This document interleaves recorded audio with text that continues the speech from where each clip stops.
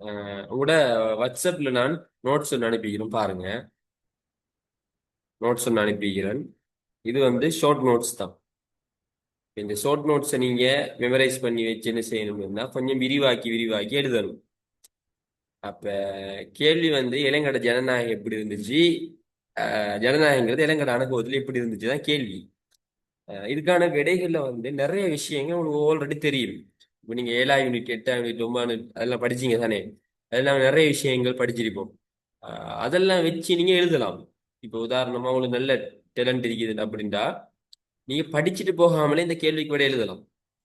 ஜனநாயகம் இன்னொன்று நல்லா தெரியும்னு வைங்களேன். என்ன நீதித்துறை சுதந்திரம் இருக்கணும், சுயாதீனமானது மீதியான தேர்தல் நடக்கணும். ஆஹ் அப்படி உங்களுக்கு நல்லா தெரியும்னு சொன்னா நீங்க அந்த குறிப்பிட்ட பாயிண்ட்ஸை வச்சு இது இலங்கையில் எப்படி இருந்துச்சு அப்படிங்கிறத நீங்க 7ஆம் யூனிட்ல இருந்து எடுத்து 8ஆம் யூனிட்ல இருந்து எடுத்துலாம் எழுதலாம். Yeah. அப்படி இல்லாம இதுல நோட்ஸை நம்ம இப்ப பாடமாக்குவோம். நீங்க அனுப்பின நோட்ஸை வச்சு நான் ஜெமின்ல கொடுத்து ஷார்ட் நோட்ஸை உருவாக்கி இருக்கிறேன். அதை ஃபர்ஸ்ட் மெமரைஸ் பண்ணிட்டு அதை விளக்கம் உங்களுக்கு தெரியும் தானே. அதனால அதை வச்சு நீங்க எழுதுற மாதிரி இருக்கும். சரி, ஃபர்ஸ்ட்டுக்கு அறிமுகம். அறிமுகம் என்ன எழுதிக்கிறாங்க? போனை பாருங்க, நோட்ஸை பாருங்க. இலங்கையின் ஜனநாயக அரசியல் முறைமை என்பது வெற்றிகரமான நிறுவனமயமாக்கல் மற்றும் பின்னடைவுகள் வளர்ச்சிகள் நிறைந்த ஒரு கலவை அனுபவமாகும். அப்படின்னா இலங்கை நீங்க ஜனநாயகத்தை பார்த்தீங்கன்னா அதுல வெற்றியும் இருக்குது, தோல்வியும் இருக்குது.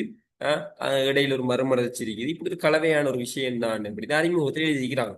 இதை நம்ம மெமரைஸ் பண்ண தேவையில்லை. அடுத்தது வந்து பிரித்தானிய காலனித்துவ ஆட்சியின் கீழேயே நவீன ஜனநாயகம்ங்கிறது அடித்தளம் பெற்றதுங்கிறது ஒரு தகவல். இது நம்ம மெமரைஸ் பண்ணத்தான் வேணும். சரியா? ஆனா இது ஒரு அறிமுகம்ங்கிறதால இதை நம்ம மெமரைஸ் பண்ண தேவையில்லை. அதை நீங்க என்ன செய்யணும்? நீங்க எக்ஸாமுக்கு போறதுக்கு முதல் இந்த கேள்வியை அறிமுகத்தை கொஞ்சம் பார்த்துட்டு போகணும். ஃபர்ஸ்ட்டுக்கு சும்மா பகுத்தறிவு வச்சு நோமலா எழுதுறது. இரண்டாவது, இது பிரித்தானிய காலனித்துவ ஆட்சியின் கீழேயே இந்த நவீன அடித்தளம் இடப்பட்டதுங்கிற தகவல். நீங்க உங்களுக்கு விருப்பம்னு சொன்னா இதை நான் மெமரைஸ் பண்ணிட்டே போகலாம். நாங்க கொஞ்சம் பார்ப்போம். அடுத்தது பாருங்க, இதுல உள்ளடக்கம். அப்ப உள்ளடக்கத்துல என்ன செய்ய போறாங்க? ஜனநாயகத்துல தோற்றமும் வளர்ச்சியும் இலங்கையில் எப்படி இருந்துச்சு அப்படிங்கிறத சொல்லிட்டு அடுத்த ஜனநாயக நிலைவேற்று தன்மை எப்படி இருந்துச்சு, அது சமூக நலன்கள் என்ன அப்படின்ட்டு ஒவ்வொரு பாயிண்ட்ஸாக வரலாற்று உதாரணங்கள் அதோட நிறைய தந்திருக்கிறாங்க. தந்துட்டு கடைசியாக முடிவுரை இருக்குது. சரி, இப்ப ஆஹ், முதலாவது 1833 கோல்ஃப்ரூக் சீர்திருத்தம். பாருங்க எங்க இருந்து தொடங்குறாங்கன்னு பாருங்க. நிர்வாக மற்றும் சட்டவாக்க சபைகள் உருவாக்கப்பட்டு, இதுலதான் கோல்ஃப்ரூக் கமரன்ல நிர்வாக சபையினோடு உருவாக்கப்படுதாம், சட்டவாக்க சபையினோடு உருவாக்கப்படுதாம். உருவாக்கப்பட்டு முதன் முதலில் பிரதிநிதித்துவ முறையும் சமூக பொருளாதார முறையும் அறிமுகப்படுத்தப்பட்டுச்சு. அப்ப ஃபெஸ்ட்டுக்கு என்ன செய்யறாங்கன்னா இதுல ரெண்டு விஷயம் வருது. ஒன்று, ஒரு சமூக பொருளாதார முறையில ஒரு முதலாளித்துவ முறையை கொண்டு வராங்க. அப்ப இது தனியார் சுதந்திரம், இது ஜனநாயகத்தில் ஒரு விஷயம் தானே. அப்ப அது இலங்கையில வருது. அதே போல பிரதிநிதித்துவ முறை, இலங்கை நாட்டை இலங்கை மக்கள் ஆட்சி செய்யற ஒரு ஒரு சிஸ்டம், இது ஜனநாயக முறை தானே. அப்ப இது வருது. வந்தாலும் இது ஃபுல்லா ஜனநாயகமானுச்சுன்னா ஃபுல் ஜனநாயகம் இல்லை, ஒரு அளவு ஜனநாயகம். அதான் நாங்க சொன்னோம், ஃபுல் வெற்றியும் இல்லை, ஃபுல் தோல்வியும் இல்லை, ஒரு அளவுக்கு கொஞ்சம் கொஞ்சமா தான் மறுமலர்ச்சி அடையும் வந்துச்சு. அப்ப அதைத்தான் ஃபர்ஸ்ட் பாயிண்ட்ஸ்ல சொல்றாங்க. அப்ப இது வந்து நான் ஒரு நல்ல ஒரு ஈஸியான டெக்னிக் ஒன்று சொல்லித்தரேன். எப்படின்னா இந்த கேள்வியை நீங்க நல்லா பாருங்க. இந்த கேள்வியை நல்லா பாருங்க. நான் சொன்னா இப்படித்தான் மெமரைஸ் பண்ணுவேன். அஹ் ஜனநாயகம்ங்கிற அந்த ஒரு விஷயத்த இலங்கையின் அனுபவம் எப்படி இருந்துச்சுன்னு சொன்னா 1833 இருந்து அது எப்படி ஒவ்வொன்றாக வந்துச்சுங்கிறத அவங்க அதோட அனுபவத்தை சொல்ல போறாங்க. அப்ப இதுல ஓடர் எங்களுக்கு ஏற்கனவே தலையில இருக்குது. என்ன? 1833 நாங்க யாப்பு படிச்சுக்கிறோம். அதுக்கு அடுத்தது என்ன? உங்களுக்கு எல்லாரும் தெரியும், 1921. சரியா? ஆஹ் என்ன? நாங்க 1910 ஒரு யாப்பு இருக்குது, குருமெக்கலன். சரியா? நாங்க என்ன செய்ய இப்படி ஒவ்வொரு யாப்பாக நாங்க படிப்போம். 1921, 1924, 1931, 1948, ஆயிரத்தி தொள்ளாயிரத்தி என்ன 72, 1978.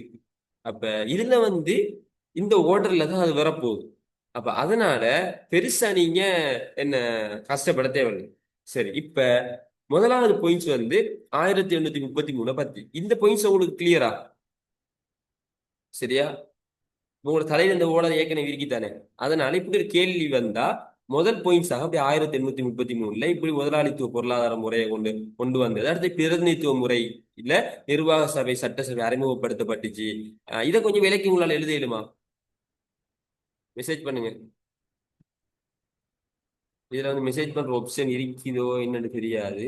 அது ஆப்ஷன் இல்லாட்டி செக் பண்ண இயலுமா? ட்ரை பண்ணி பாருங்க. ஓகே,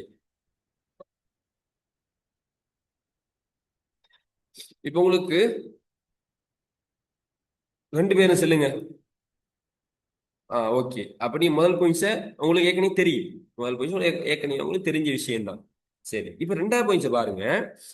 1931 டொனமூர் சீர்திருத்தம். இதுல இலங்கை ஜனநாயகம் என்ன மயமாக்கலின் முக்கிய திருப்பு முனை சர்வஜன வாக்குரிமை வழங்கப்பட்டு மக்கள் பிரதிநிதித்துவ ஆட்சி முறை விரிவாக்கப்பட்டது. இப்ப அதுக்கு அடுத்தது முக்கியமா ஜனநாயக விஷயம் ஒன்று என்னன்னு சொன்னா பிரதிநிதி அந்த அஹ், என்ன வாக்குரிமை, சர்வஜன வாக்குரிமை.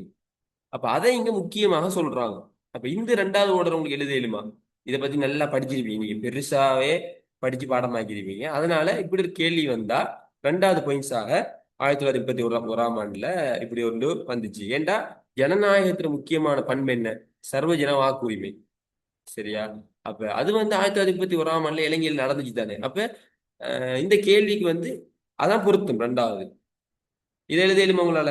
ரெண்டாவது பாயிண்ட்ஸ் பாருங்க. இப்ப பாடமாக்க ஓகே, 7. இப்ப எந்த வேலை வந்து சும்மா உங்களுக்கு விளங்கப்படுத்திட்டு போறது இல்லை. நான் என்ன சொன்னேன்? இந்த கேள்வியை உங்களோட மனசுல பதிய வச்சுட்டு போறது. அப்ப முதலாவது பாயிண்ட்ஸ் 1830 அந்த ஓர்டர் உங்களுக்கு ஏற்கனவே தலையில் இருக்குது. இப்ப 1833 இருந்து அதான் நீங்க அந்த பாயிண்ட்ஸ் எழுதுவீங்க. 1931 அடுத்த ஓர்டர்ல இருந்து சர்வஜன வாக்குரிமை எழுதுவீங்க. இதான் சங்கிங் மெத்தட்னு சொல்ற. அப்ப இந்த மெத்தட்ல நீங்க மைண்ட்ல சொல்லிக் கொள்ளுங்க. ஓகே, ரெண்டாவது இதை எழுதணும். மூணாவது பாருங்க. சிவில் சமூகத்தின் தோற்றம். சிவில் சமூகத்தின் தோற்றம். தேசிய இயக்கங்கள் மற்றும் தொழிற்சங்க இயக்கங்கள் அரசியல் விழிப்புணர்வை ஏற்படுத்தின. உங்களுக்கு தெரியும் ஜனநாயகத்தில் இன்னொரு விஷயம்னா சுதந்திரமான சிவில் சமூகம் இருக்கின்றதெல்லாம் வரும். அப்ப அது வந்து இந்த 1931க்கு பிறகு 1947 சோல்பரி வாரத்துக்கு முதல் அந்த கட்டத்துல நாங்க பின்னணியில படிச்சிருக்கோம். ஞாபகம் இருக்கிறது என்னன்னு தெரியா? அதுல வந்து நிறைய இயக்கங்கள் என்ன சிவில் இயக்கங்கள்லாம் நிறைய தோற்றம் பெற்றுச்சு. தோற்றம் பெற்று அவங்க வந்து மதுபானத்துக்கு எதிராக பிரச்சாரம் செஞ்சாங்க. அதே போல ஒரு தொழிலாளர் இயக்கங்கள்லாம் ஒன்று சேர்ந்துச்சு. இவங்கெல்லாம் இலங்கை அரசாங்கத்துக்கு நல்ல ஒரு அழுத்தம் கொடுத்தாங்க. இதனால புது அடுத்த யாப்பு கொண்டு வர காரணமா இருந்துச்சுலாம் படிச்சேன். அப்ப இது வந்து ஒரு ஜனநாயக செயற்பாடு தானே. ஒரு சிவில் சமூகம் இருக்கிறது, ஒரு அமுக்க குழு இருக்கிறது, ஆஹ் ஒரு எதிர்கட்சி இருக்கிறது. அப்ப இது வந்து அதே ஓர்டர்ல வருது. 1931 ஒரு நடந்த விஷயம் தான் இந்த இயக்கங்கள் உருவானது. இது அப்ப இந்த பாயிண்ட்ஸ் அதுக்கு அடுத்தது உங்களுக்கு தெரியுமா? இது ஏற்கனவே அடுத்த பாயிண்ட்ஸ் உங்களுக்கு இது கொடுக்க இயலுமா? இப்ப இதுல இருக்கிறதா கொடுக்கணும் இல்ல. சரி, ஓகே, இதுவும் கொடுக்க இயலும். அடுத்தது பாருங்க, 1947 அது ஓர்டர்ல வருது. அஹ் சு 1947 என்ன ஜனநாயக அம்சம் வந்திருக்குது? சுதந்திர இலங்கை தாராளவாத ஜனநாயக அரசாங்கத்தை உருவாக்கியது. பாராளுமன்றத்திற்கு பொறுப்பு கூறும் அமைச்சரவை, சட்டத்தின் ஆட்சி, நீதித்துறை என்ன இது சிறுபான்மை காப்பீடு. அப்ப இதை பாருங்க, லேசான பாயிண்ட்ஸ் உண்டு. லேசான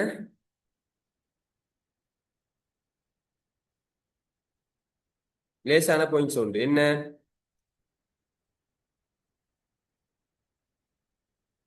ஓகே.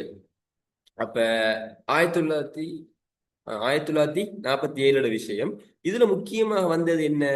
அவங்க ஒரு பாராளுமன்றத்தை நிறுவினாங்க. அப்ப சட்டத்துறை ரீதியாக சட்டத்தின் ஆட்சி அங்க வந்துச்சு. ஒரு சட்டத்திற்கு அந்த பாராளுமன்றம் இயற்றும், அதுக்கு எல்லாரும் கட்டுப்படணும். அப்ப இது ஜனநாயகத்துல முக்கியமான அம்சம். அங்க நிர்வாகத்துறையில பாருங்க, அமைச்சரவைன்னு வந்துச்சு. அவங்க வந்து பாராளுமன்றத்துக்கு பொறுப்பு கூறணும். அப்ப இது வந்து ஜனநாயகத்துல ஒரு அம்சம். அது நீதித்துறை பாருங்க, நீதித்துறை சுதந்திரம், நீதி புனராய்வு, நீதி புனராய்வு, இதெல்லாம் வந்துச்சு. அப்ப இதெல்லாம் வந்து ஜனநாயகத்தை பாதுகாக்கிறதுக்கு ஜனநாயகத்தில் இருக்கிற பண்புகள். அப்ப 1947 பாருங்க, அது பெருசா கொண்டு வரப்படுது. இதை நீங்க விரிச்சு எழுதியலாவா? சொல்லுங்க, அடுத்தது எழுதிடுமா உங்களுக்கு? இந்த பாயிண்ட்ஸை கொஞ்சம் நான் நினைக்கிறேன் நல்லா விரிச்சு எழுதிடலாம். உதாரணங்கள்லாம் எழுதிடும். எழுதிடுமா இது? ஓ, 7. ஓகே, இப்போ உங்களோட தலையிலனா அடுத்த ஓர்டராக வச்சுட்டோம். இப்ப அடுத்தது அடுத்தது என்ன? ஓகே, இதுல நீங்க என்ன செய்யணும்னா கொஞ்சம் இது குறைபாடுகளை எழுதணும். ஜனநாயக அம்சங்கள் வந்துச்சு இந்த மட்டும் எழுதிட்டு போறது எங்க வேலை இல்லை. கேள்வி என்ன? ஜனநாயகமும் இலங்கை எப்படி இருந்துச்சு, இலங்கையோட அனுபவம் என்னன்னு கேட்டா, இலங்கையில நல்லா ஜனநாயகம் இப்படி வந்துச்சு வந்துச்சுன்னு மட்டும் எழுதிட்டு போறல. அது வந்து சரியா இருந்துச்சா பிழையா இருந்துச்சா அது குறையும் சொல்லிட்டு தான் போகணும். அப்ப அந்த அடிப்படையில உங்களுக்கு நிறைய குறைபாடுகள் சோல்பேரியில தெரியும். ஆனா கொஞ்சத்தை எழுதுங்க. இருந்தாலும் என்ன, இதுல சோல்பேரியில அடிப்படை உரிமைகள் சேர்க்கப்படல. ஏன்னா ஜனநாயகத்தோட பண்பு அடிப்படை உரிமைகள். யாப்பு யாப்பு ஒன்றுல அடிப்படை உரிமைகள் சொல்லப்படணும். அப்ப இதுல எப்படி சொல்லப்படல? அப்படிங்கிற ஒன்றரை விஷயத்துக்கு குறைய எழுதிட்டு எப்படி நாங்க பாயிண்ட்ஸை கூட்ட தானே வேணும். சரியா? எழுதிட்டு போவோம். இப்ப அடுத்தது என்ன செய்ய போறோம் அப்படின்னு சொன்னா, பாயிண்ட்ஸ்ல பாருங்க. ஜனநாயக நிலைபெற்று தன்மை 1950க்கு பிறகு என்ன நடந்துச்சு சொன்னா, 1950களில் இனப்பதற்றங்கள் தோன்றிய போதிலும் பாராளுமன்ற தேர்தல்கள் சீரான கால இடைவெளியில் அமைதியாகவும் நேர்மையாகவும் நடைபெற்றன. அவங்களுக்கு தெரியும் ஜனநாயகத்தில் இன்னொரு பண்பு என்ன? நீதியானதும் சுதந்திரமானதும் தேர்தல். அப்ப 1950களில் நிறைய போராட்டங்கள் கலவரங்கள்ல இருந்தாலும் அந்த தேர்தல்கள் வந்து நீதியான சுதந்திரமாக நடந்துச்சு 1950களில் அப்படி ஒரு பாயிண்ட்ஸை சொல்றாங்க. சரியா? அதே போல 1930ல ஒரு பாயிண்ட்ஸை கொண்டு வராங்க. அப்ப இதை நீங்க மேலுக்கும் எழுதலாம். இலவச கல்வி திட்டங்கள் கொண்டு வரப்பட்டுச்சு.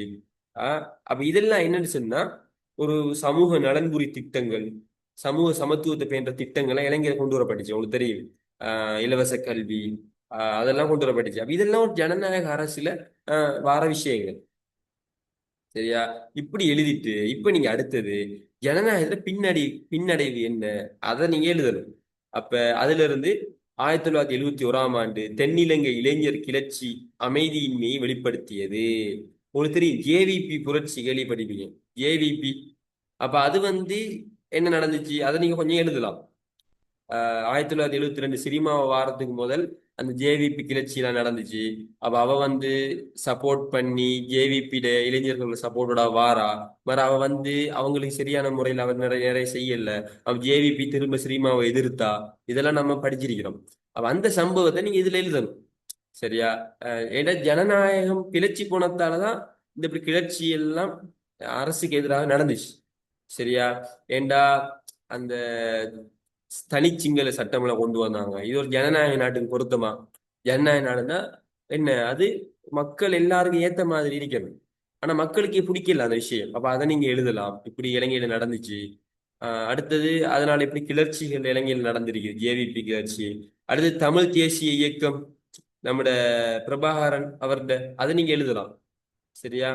அப்ப அது வந்து எங்களுக்கு ஒரு தனி நாடு வேணும் அப்படின்னு அவங்க போராடினாங்க. ஏன் அப்படின்னா அவங்களோட உரிமைகள் நிறைய மறுக்கப்பட்டுச்சு. ஜனநாயக பண்பு என்ன, ஒரு ஒரு ஒரு மதத்தை முன்னுரிமைப்படுத்துறது. சரியா? அது வந்து யாப்பு யாப்புருவாதத்துக்கு எதிரானது. ஒரு யாப்பு உருவாதம், யாப்பை வச்சு ஒரு ஆட்சி நடக்குதுண்டா அந்த யாப்புல எங்களுக்கு தெரியும் அதுல பண்புகள் 4 இருக்குது. என்ன, ஒரு மதத்தையோ ஒரு சாராரையும் உட்படுத்துற விஷயங்கள்லாம் இருக்கக்கூடாது. ஆனா இலங்கை யாப்பு 1972லயும் தான் என்ன பௌத்த மதத்துக்கு முன்னுரிமை கொடுக்கப்பட்டுச்சு, சிங்கள மொழிக்கு முன்னுரிமை கொடுக்கப்பட்டுச்சு. அப்ப இதெல்லாம் ஜனநாயகத்துக்கு எதிரானது. இப்படிலாம் இலங்கையில நடந்திருக்குதுங்கிற பாயிண்ட்ஸையும் நீங்க அதுல ஓர்டர்ல கொடுக்கலாம். சரியா? ஆஹ் அப்ப 1972ல நிறைய ஜனநாயக மீறல் நடந்துச்சு. சரியா? மக்களிறமை தத்துவம்ங்கிறது இருக்கல. அதாவது மக்களிறமை தத்துவங்கிற பேர்ல என்ன செஞ்சாங்கன்னா அதிகார குவிப்பு இருந்துச்சு. அதிகாரத்தை பிரிச்சு வைக்கல. ஏன்னா ஜனநாயகத்துல ஒரு பண்பு ஒன்றுதான் அதிகாரங்கிறத பிரிப்பிரிக்கணும். சட்டத்துறை, நிர்வாகத்துறை, நீதித்துறை வேறையாக இயங்கணும். ஒன்றோட ஒன்று தலையிடணும். ஆனா அதெல்லாம் இருக்கல. அப்ப இது இலங்கட அனுபவம், ஜனநாயக ரீதியா இலங்கட அனுபவம். அப்ப அதை நீங்க எழுதலாம். 1978ல என்ன நடந்துச்சு? நிறைவேற்று ஜனாதிபதி ஒன்று வந்துச்சு. சரியா? அப்ப இதுல வந்து நேர்மறையான அம்சமும் இருந்துச்சு, எதிர்மறையான அம்சமும் இருந்துச்சு. ஜனநாயக ரீதி அடிப்படை உரிமைகளை நல்லா கொண்டு வந்தாங்க. எல்லாம் நல்லா இருந்துச்சு. ஆனா மறைமுகமா பிழையான விஷயம் என்னன்னு சொன்னா, ஒரு என்ன ஒரு சர்வாதிகார போக்கு இருந்துச்சு. அது ஜனநாயகம் முற்றிலும் எதிரானது. சரியா? ஜனாதிபதி எல்லா சட்டத்துக்கும் மேலானவரை காணப்பட்டாரு. அவருக்கு நினைச்ச மாதிரி வழக்கு போடலுமா? ஒன்றும் போட இயலாது. அப்ப அதெல்லாம் நீங்க எழுதுங்க. எழுதிட்டு என்ன செய்யுங்க அப்படின்னா, இதுல இப்படி எழுதிட்டு நீங்க முடிவுரைய எல்லாத்தையும் தொகுத்து நோக்கும் போது இப்படித்தான் இருந்துச்சுன்னு கொடுக்கலாம். சரியா? இன்னும் இந்த விடையை உங்களுக்கு உங்களோட கேள்வியை நல்லா இதாக்கணும், கூட மார்க்ஸ் வேணும் அப்படின்னா சில அறிஞர்கள் கருத்தெல்லாம் சேர்க்கலாம். எப்படின்னா, இப்ப சட்டத்தின் ஆட்சி, இப்ப ஏவி டைசி இவங்க வந்து சட்டத்தின் ஆட்சியை பத்தி இப்படி சொல்லியிருக்கிறாரு. ஆனா இலங்கையில் அது எப்படி இருந்துச்சுன்னு சொன்னா, 1900 என்ன 47ஆம் ஆண்டு சட்டத்தின் ஆட்சி வந்து இருந்துச்சா? அப்ப நீங்க அதை எழுதலாம். சரியா? அது வந்து என்ன, இலங்கை மக்களுக்கு ஃபுல்லாவே அந்த மக்கள் ஏற்ற சட்டத்துக்கு ஏற்ற மாதிரி இருக்கல. அதுல பிரித்தானியர்கள் நிறைய அவங்களால தலையிட முடிஞ்சது, இப்படித்தான் ஜனநாயகம் இருந்துச்சு அப்படின்னு சில அறிஞர்கள்ட்ட கூற்றுக்களை சொல்லி அதுல எப்படி இருந்துச்சுன்னு நீங்க நிறைய இதுகளை கொடுக்கலாம். சரியா? இப்ப உதாரணமா 1972ல அதிகார குவிப்புங்கிறது இருந்துச்சு, அதிகாரத்தை பிரிச்சு கொடுக்கல. அப்ப அதை நீங்க எழுதலாம். ஜே.ஆர். ஜெயவர்தன சொன்னாரு, இதுல வந்து இந்த அதிகார பிரிப்புங்கிற கோட்பாட்டை புதைச்சிட்டு தான் அதுல சமாதியில தான் அந்த யாப்பு எழுதப்பட்டிக்குன்னு சொன்னாரு. அந்த அளவுக்கு தான் இதுல ஜனநாயகம் இருந்துச்சு. அப்ப அதெல்லாம் நீங்க அப்படி அவரை கூட்டுறத சொல்லி எழுதலாம். அப்படின்னா உங்களோட விடை எப்படி இருக்கணும்னா, ஒரு அறிவுபூர்வமா இருக்கணும். ஒரு அறிமுகம் உள்ளடக்கத்துக்குள்ள என்ன நல்லா இருக்கணும். ஒவ்வொரு பாயிண்ட்ஸையும் எழுதக்குள்ள புது விஷயத்துல அதை தொடங்கணும். சரியா? அரைச்ச மாவை திரும்ப திரும்ப அரைக்காம நீங்க ஒரு பாயிண்ட்ஸ் ஆரம்பிக்கக்குள்ள ஒரு புது விஷயத்தோட அதுல ஆரம்பிங்க. அந்த முதல் லைன்லயே நீங்க அந்த பாயிண்ட்ஸ் சுருக்கத்தை முதல் லைன்ல எழுதிடணும். உதாரணமா 1947ஆம் ஆண்டு என்ன அடிப்படை உரிமை அடிப்படை உரிமைகள் இருக்கவில்லை அப்படி எழுதிட்டு அதை நீங்க தொடர்ந்து அதுக்கு பதிலாக சிறுபான்மை காப்பீடு ஒரு விஷயம் தான் இருந்துச்சு, அதுல வந்து அடிப்படை உரிமைகள் அளவுக்கு போதிய விஷயங்கள் இருக்கல, அதுல ஆட்கள் வேற அப்படி இப்படி பிரிவு அப்படி அந்த விஷயத்த நீங்க இப்படி எழுதணும். அப்ப ஏன் அப்படின்னா, நிறைய பேர்த்த பேப்பரை வந்து திருத்துறவங்க திருத்துவாங்க, எல்லாத்தையும் ஊண்டா வாசிக்க மாட்டாங்க. அவங்க அந்த நல்லா திருத்தி பழகினவங்களுக்கு, சரியா, நல்ல பொலிட்டிக்கல் சயின்ஸோட அனுபவம் இருக்கிறவங்களுக்கு அந்த பேப்பரை பார்த்த உடனே விளங்கும், இது கெட்டிக்கார பிள்ளையா நோமல் பிள்ளையான்னு விளங்கும். எப்படி விளங்கும்னு சொன்னா, அவங்களோட அந்த அறிமுகத்தை வாசிப்பாங்க. அதுலயே அந்த இன்ட்ரடக்ஷன் அழகா இருக்கும். உள்ளடக்கத்துல பெஸ்ட்டுக்கு பந்தி தொடங்கக்குள்ளேயே அந்த முக்கியமான கீ பாயிண்ட் கொடுத்துருவாங்க. கொடுத்துட்டு தான் அவங்க கூட விளங்கப்படுத்துவாங்க. அப்ப அந்த கீ பாயிண்ட் பார்த்த உடனே ஓகே, அந்த தகவல் விஷயம் உள்ளுக்கு இருக்குது. அப்ப நார்மலா அந்த தகவலை அந்த பந்தியை சும்மா பார்ப்பாங்க. அப்ப அதுக்குள்ள ஒரு ஜெயராஜ் பேரு, ஒரு அறிஞர் பேரு கிடக்குது, அல்லது அந்த என்ன பொலிட்டிக்கல் சயின்ஸுக்குரிய அந்த சொல்லாக்கம் இருக்குது, அடிப்படை உரிமைகள், மக்களாட்சி, அதிகார பிரிவினையாக்கம், சட்டவாட்சி, யாப்புருவாதம், நீதியான சுதந்திரமானதுமான தேர்தல்கள், இப்படியான பேர்கள் அதுக்குள்ள கிடக்கு. அப்ப இதெல்லாம் பார்த்துட்டு என்ன செய்வாங்கன்னா, ஓகே இவர் நல்லா படிச்சக்குள்ள அப்ப அந்த பாயிண்ட்ஸுக்கு ஒரு பாஸ் ஃபுல்லா வாசிக்கிறல்ல. அடுத்தது கீ பாயிண்ட்ஸ் எல்லாம் அழகா எழுதிட்டு நீங்க போறீங்க. 1947 அழகா தொடங்கிட்டு அப்படி போறீங்க, அதுல ஜனநாயக சொல்றீங்கன்னா அப்படி போடுவாங்க. அப்ப இப்படித்தான் நீங்க எழுதணும். இது உங்களுக்கு புரிஞ்சுதா? அடுத்த கேள்வி போமா பாருங்க. இளங்கட ஜனநாயகம் எப்படி இருந்துச்சுன்னு ஒரு கேள்வி வந்தா அது நீங்க எப்படி எழுத தெரிஞ்சுக்கணும். ஜனநாயகத்தை பத்தி எழுதிட்டு இது வந்து இலங்கையில எப்படி இருந்துச்சு, பிரித்தானியர்களோட இதோட தான் அது ஆரம்பமானுச்சு. அப்ப நீங்க 1931 இருந்து எடுத்து எழுதுவீங்க. இல்ல 1900 போல்ஃப்ரூ கமரோட நீங்க ஆரம்பிச்சிடணும். சரியா? அப்ப 1933 அதுல நடந்த ஜனநாயகம் இப்படி வந்துச்சு. 1931 சர்வஜன வாக்குறுதி இப்படி வந்துச்சு. 1950 இல்ல 1940 டைம் அந்த கலவர சிவில் இயக்கங்கள் எப்படி தோன்றிடுச்சு. 1948 என்னென்ன நடந்துச்சு, 72 என்ன நடந்துச்சு, 78 என்ன நடந்துச்சு. அப்ப இதை நீங்க ஒவ்வொன்றுல இருக்கிற ஜனநாயகம் நல்லதையும் எழுதலாம், குறையையும் எழுதலாம். அப்படி ஒவ்வொன்றாக எழுதி எழுதி எழுதி வந்து முடிவுரையில தொகுத்து நோக்கும் போது இலங்கையில வந்து ஜனநாயகம் ஃபுல்லா இருக்குன்னு சொல்ல இயலாது. உங்களோட கருத்தை நீங்க எழுதலாம். சரியா? ஆஹ் சரி, இப்போ உங்களுக்கு இது ஓகேவா? இந்த கேள்வி இப்ப நீங்க எழுதுவீங்களா பாடம், இப்ப உங்க மனசுல இப்போ உங்களுக்கு ஒரு எக்ஸாம் வச்சு இந்த கேள்வி எழுத சொன்னா எழுதிடுமா உங்களால? ஓ, மத்தது மத்தவங்க உங்களால எழுதிடுமா? Okay, very good. அப்ப உங்களுக்கு மனசுல நின்றுது. இப்ப இப்படி ஒவ்வொரு முறை இருக்கு இப்ப இல்ல, இப்படி நாங்க ஆரம்பத்துல செஞ்சிருக்கலாம். ஒரு கிளாஸ் எடுத்தா வெறுமனே படிக்கிறது மட்டும் இல்லாம இப்படி பாடமாக்கிட்டு போறேன், இப்படி செஞ்சிருக்கலாம், இப்படி செய்யற ஐடியா இருக்குது எனக்கு எதிர்காலத்துல இன்ஷா அல்லாஹ். ஆஹ் இது மாதிரி நிறைய டெக்னிக், இது ஒரு இது உண்டு. இன்னொன்று, நான் இப்ப இந்த கேள்வியை உங்களுக்கு சொல்லித்தர போனேன், நம்பர் ஷேப் சிஸ்டத்துல சொல்லித்தர போனேன். அதுக்கு ஒரு விடையை பார்த்ததுக்கு பிறகு இது வந்து சங்கிங் மெத்தட்லயே கொண்டு போகலாம் அப்படின்ட்டு தான் அதுல சொன்னது. சரி, இப்ப நாங்க இன்னொரு கேள்வியை பார்க்கலும். அடுத்தது என்ன கேள்வி பார்ப்போம்? ரெண்டு பேருக்கும் தெரியாத கேள்விகள், எதிர்பார்க்குற கேள்விகள் இருக்குதா? ரெண்டு பேருக்கும் தெரியாத கேள்விகள் இருக்குதா? இப்ப என்கிட்ட எதிர்பார்க்கிற கேள்வி என்னன்னா,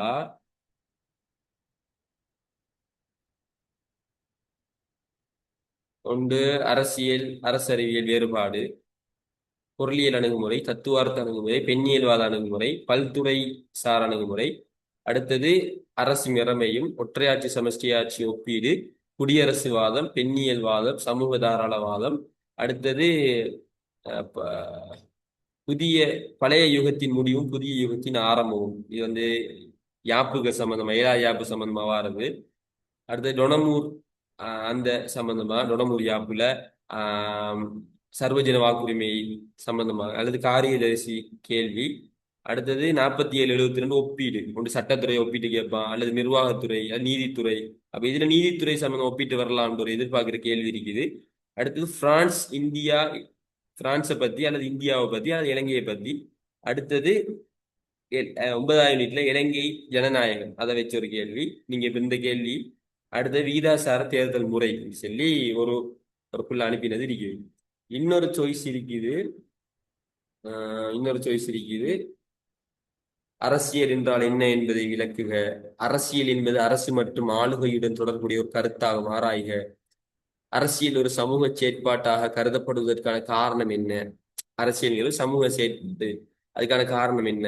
அரசறிவியலை கற்பதற்கு பயன்படுத்தப்படும் ஆய்வு அணுகுமுறைகளை விளக்குக அப்படின்னா, இப்படி ஒரு கேள்வி வந்தா பொதுவா பழைய அணுகுமுறை, புதிய அணுகுமுறை, பல சென்னென்ன, புது சென்னென்ன வந்து ஒவ்வொன்றா சுருக்கமா எழுதினா சரி. எப்பயும் முதலாவது கேள்வியை பொறுத்த வரைக்கும் அது கூட எழுத தேவையில்லை. சரியா? அது ஒரு 9 பாயிண்ட்ஸ், 20 கேள்வி வந்து ஒரு 9 பாயிண்ட்ஸ் எழுதி சும்மா நார்மலா விளங்கப்படுத்தினா சரி.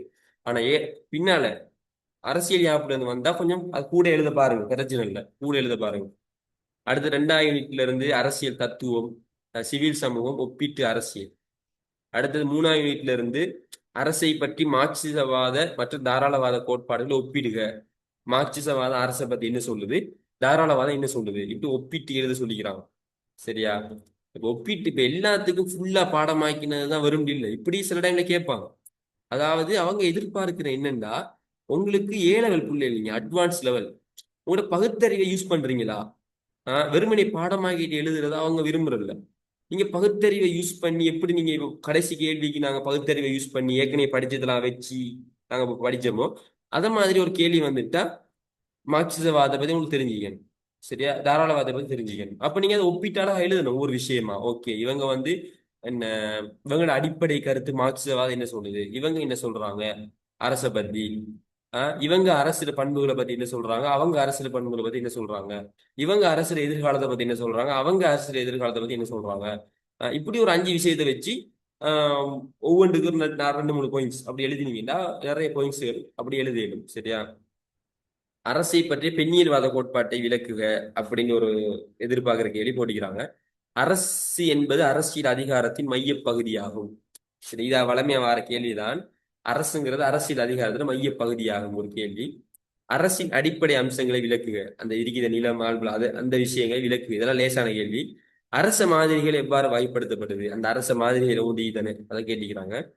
ஆஹ் இதுல வந்து மார்க்சிச கோட்பாடு நீண்ட காலமாக கேட்கப்படலையா, அதனால அதை படிங்கன்னு சொல்லிக்கிறாங்க. சரியா? அடுத்தது அரசாங்க வடிவங்கள். 4ஆம் யூனிட்ல வந்து ஒற்றையாட்சி சமஷ்டி ஆட்சி அரசாங்கத்தை ஒப்பிட்டு விளக்குங்க. சமஷ்டி அரசிட முக்கிய பண்புகளை விளக்குங்க. அர அரை சமஷ்டி அரசியலமைப்பின் பண்புகளை ஆராயுங்க, இப்படி ஒரு கேள்வி கேட்டுக்கிறாங்க. அடுத்தது 5ஆவதுல தேசியவாதத்துல அடிப்படை கொள்கைகள் என்ன, பெண்ணியல் அரசியல் சித்தாந்தத்தை சொல்லுங்க அப்படின்னு கேட்டுக்கிறாங்க. ஆராய்க. சமூக ஜனநாயக பண்புகள் என்ன, தேசியவாதத்தையும் சமூக ஜனநாயகத்தை ஒப்பிட்டு எழுதுங்க, இப்படி கேட்டுக்கிறாங்க. சரியா? அப்ப இவ்வளவுதான் இதுல எதிர்பார்க்கிற கேள்வி என்கிட்ட இருக்குது. ஆஹ் இப்ப உங்களுக்கு நாள் எத்தனை இருக்குது? 14-15 நாள் சொன்னீங்க என்ன? உங்களுக்கு 7ன்னு சொன்னா இது நீங்க எல்லாரும் குரூப்ல ஒத்தி இப்ப ஜனநாயகத்தை படிச்ச மாதிரி வேற ஏதாவது எதிர்பார்க்குற கேள்வி படிக்கணும்டா அதை குரூப்ல போடுங்க. சரியா? போட்டுட்டு அதுல நோட்ஸ் நீ போடுங்க. அப்ப நான் அதுல ஷார்ட் நோட்ஸ் எடுத்து குரூப்லயே நான் போட்டுட்டு கிளாஸுக்கு வந்த உடனே ஷார்ட் நோட்ஸ் எங்களுக்கு முன்னால இருக்கும், பாடமாக்குற மட்டும்தான் வேலை. அப்போ ஒரு கிளாஸ்ல ஒரு 4-5 கேள்வி பாடமா கேளு.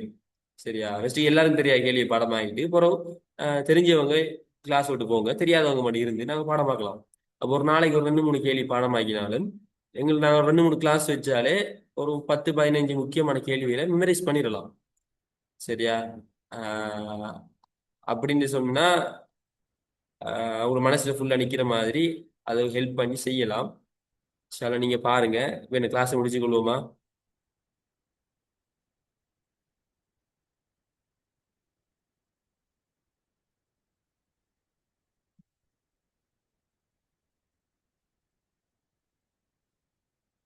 இல்ல அதை விட்டுரு. ஓகே, நாளைக்கு கிளாஸ் இருக்கிட்டாங்க சார். ஓ, கிளாஸ் வைக்கிறேன்னா வைப்போம். நாளைக்கு எனக்கு வந்து நாளையாண்டி தான் எக்ஸாம். நாளைக்கு பிரச்சனை வைக்கலாம். அப்ப அதுக்கு நான் சென்ற மாதிரி செய்யுங்க என்ன. உங்களுக்கு ஒரு கேள்வி கேள்வி என்ன படிப்பிக்கணும், அதில் விடை என்னங்கிறதையும் போட்டோ பிடிச்சி குரூப்லேயே போட்டுங்க. நான் ஷார்ட் நோட்ஸ் ரெடி ஆக்கிட்டே வருவேன். வந்து கிளாஸ் தொடங்கின உடனே பாடமாக தொடங்கிடணும். அப்போ நான் அதுக்கு என்ன டெக்னிக் பொருத்தமோ அந்த டெக்னிக்ல சொல்லுவேன். சொன்ன உடனே மனசில் நிற்கிற மாதிரி அதை செஞ்சுட்டு அப்படி 4-5 கேள்வியை பாடமாக ஆகும். இன்றைக்கு வந்து பாருங்க ஒரு கேள்வி தான் பாடமாக இருக்கும். ஏண்டா ஸ்டார்ட்ல வந்து டைம் போயிட்டு. சரி, கிளாஸ் முடிச்சுக்கணும்.